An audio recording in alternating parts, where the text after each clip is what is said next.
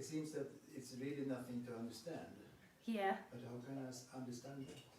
Yeah, I mean, that's what's really amazing about us as humans, isn't it? Yeah. That we seem to be currently on Earth the only animal which has this ability to self-reflect and think about ourselves. And so it feels like somebody can understand something, but yes, it's really nothing to understand, because understanding is something that appears in consciousness and it comes and goes. So you'll understand one day and then you won't understand another day. So if you think it's about you understanding, then you'll constantly have it and lose it, where this is talking about something that's always looking out. So what happens actually is, this is what in non-duality we would call awakening, is there is an awakening which is an energetical shift, where there is something beyond the person that just knows this. It always knows it, so you could say that there's just a going home or a disidentification with limitation, and then there's a remembering, but it's totally not intellectual and it's energetical. So right now, when you're looking at me, it's actually happening. So I don't know what your experiences are or what past is and your awakenings, but right now, it seems like I'm talking to you, and I'm talking to you through time. Like our intellect works in time, so it works with memory. So with this amazing ability to be able to, I mean, you guys are amazing. You speak 2 languages. I can speak 1 and a little bit of French. And it's super hard doing that little bit of French. But you guys understand 2 languages, and it's happening so quickly that you're associating meaning with my sentences. So you are being able to determine so quickly what I mean. Now your meaning is going to be completely different to someone else's. So you'll interpret my words completely differently. So there's no fixed reality. It's all interpretation. So someone else will have a totally different experience to what I'm saying. And it happens so quickly, and it seems to happen in time, and it makes you feel relaxed on the human level to understand what someone means, or it can be annoying because you're like, oh God, I don't like what they're saying. But it happens very quickly, and it happens emotionally as well. And that moves, and it's constantly moving. So you'll understand something now, and then tomorrow you'll forget it. But in all of that, there's experiencing happening. So there is like this meaning and this understanding that's happening, and then behind that, there's something that's conscious of it. And that consciousness never moves. It's right here. And it's right in this moment. You can't name it, you can't say it, you can't grab hold of it. It's here. It's innocent, it's free, it's not knowing in the human world. But then on that conscious level, that consciousness level, it's it knows itself. It's relaxed in itself. So when you look at me, where is your boundary between you and me? I'm sorry if I'm being intense, like really staring at you.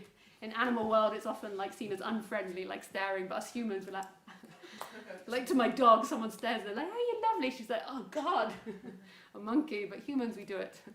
But so it's intense that I'm staring at you, so I'll give you some space.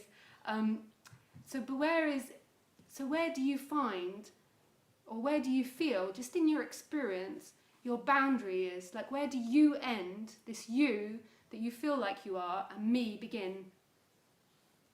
The only answer I have is you are there and I'm here. So yeah, so that's the answer in language, and that would be correct. Otherwise, we would be seen as crazy if in language we thought it was something else. So in language, that's the correct answer. As a baby, you wouldn't have had that sense. As a baby, like a really young baby, your brain wouldn't be working like that. I understand your question then. Yeah, you wouldn't understand my question. You'd be absolutely innocent, and you'd be more like an animal as a baby, like you wouldn't have self-awareness, so you wouldn't have this sense. So self-awareness happens in very few animals, in I think a crow, a gorilla, a dolphin, and maybe a whale, I can't remember the others, it's very few. So they have this self-awareness, so you know your body and you feel like you're sat there, and you feel like I'm sitting here. Whereas my dog, say, so I have a dog called Khaleesi, and she doesn't know that she is a dog. Like, I've tried to explain it to her many times, but she didn't get it. It's like, you're a dog, you're not a human or a baby. I think she sometimes thinks she's my baby or my owner, I'm not quite sure. But so she doesn't know that she's a dog. Like, I show her herself in the mirror and she doesn't get it. She's just like, Is there a treat here? What are we doing? Like she doesn't even look behind it. She doesn't even recognize another dog. Some dogs look behind because they think it's another dog or they bark at it, but she's just pretty indifferent. And then when she sees dogs on the computer screen, she sort of recognizes movement, but she's indifferent. So she doesn't know, and you can try. They do this experiment. So I've put stuff on her head so she could see it in the mirror, and she doesn't recognize it and try to get it off. She just doesn't have any sense of that. So her experience is completely different from our experience. If she doesn't know who she is, then who am I? Because you've got to know who you are in order to know another person. So she doesn't have any sense of that. So she doesn't look at her paws. She's got the sweetest little paws when they're on the floor. She doesn't look down at them and think they're my paws. She has a functioning that stops her walking into walls and stops her like hurting herself, but she doesn't think they're my paws. What wonderful paws. Oh, look how long that nail is. What a terrible nail. She just is innocently looking, and she doesn't know the difference between her paw and the floor. To her, they're one and the same. So when she's running, she's not separate from the floor because she has no sense at her limit. She doesn't know distance and time. She just is, and her experience is everything. Her body functions. Her body is intelligent, and it's functioning to not bump her into other animals or to walls. But her essence isn't limited. Her essence is expansive, is everything, is huge, is infinite. It's not even infinite or finite, it's beyond that. It's no boundaries, it's beyond what we can say. And it's happening to you right now. It's just we're hypnotized by the intellect. We are so hypnotized into believing you're there and I'm here. Your actual direct experience is innocence. If you forgot language, if you forgot everything you knew, your experience of me would not be inside or out, separate or non-separate. It would just be here. It would be free. It would be a non-divided reality. At best you could call it non-divided. And so in your experience, right here in the moment, you don't end there, and and I don't start here. Like if you look at consciousness like you're looking out of your eyes, just you're looking out of your eyes, you, in this moment, you do not stop, and I do not begin anywhere. You know, for me, it's not about the I. Because I know that I don't know who I am. Yeah. But for me, it's more a question of what I am. Oh yeah. So more what is this? I mean, it's not that when I think of it, of course, otherwise not. But when I think of it, it's a question of what instead of who. Yeah. So there is no one there, but there is something. There is like what. Yeah.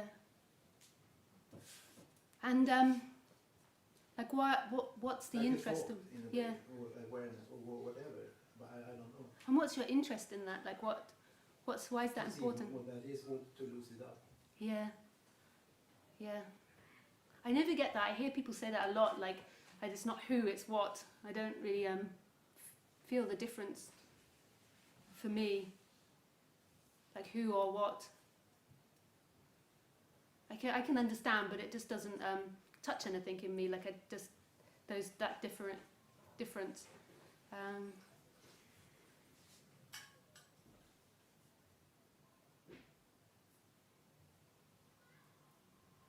I suppose it makes it less personal, like the saying of what, like who makes it a bit more personified and human. But because everything is a thought in a way, intellectual and analyzing. And to see what that is, it's not about the person, it's not about you and I, or anyone. It's more about something like a thought in a way. Yeah. And that's not personal. Yeah, it's totally impersonal. Yeah. It's magical.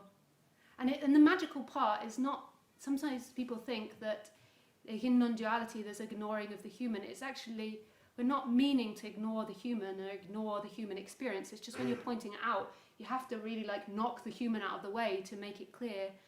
Like it's the human, the life force which is experiencing the human is really unique and beautiful experience.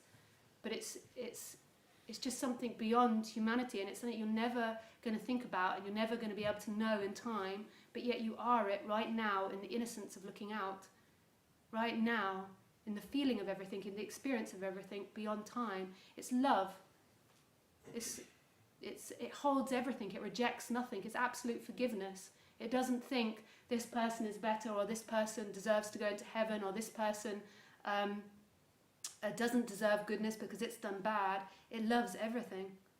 It's, in a way, it's in all religions, this teaching that is all about absolute forgiveness, seeing that it's not about becoming pure to arrive at something. It's seeing the beauty and the good and the bad and the ugly, the beautiful. It's absolute love beyond our human mind. It holds and contains everything, and there's nobody that's left out. Even though sometimes on the human level we want to leave certain people out, we're like, they hurt us, and so we want to believe that they get left out or ignored, but this absolutely accepts and loves everything, and it has to be like that, otherwise it wouldn't be unconditioned love. It has to accept and love everything, every part of this crazy manifestation. And really, when you think about it, that's what you want, is that you want something that is that does love beyond dualistic limitations. So sometimes when I say this part, people get upset because they're like, yeah, but what about Hitler? It's always Hitler. Or what about like somebody that's done something really bad? Like, because we have that mentality that badness is left out of this, but it couldn't be unconditioned if it excluded people. It contains and holds everything. It's the experiencer of this life. So if anyone does anything bad to you, or you do anything bad, in the instant it's always forgiven. It's not even blamed or judged. It's free. It's so hard though, because we're so hypnotized by dualistic thinking of good, bad, light, dark, right, wrong.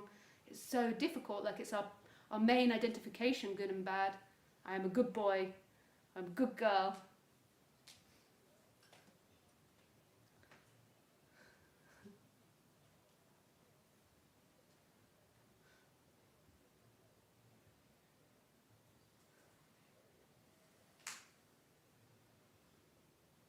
Nice, thank you for your question.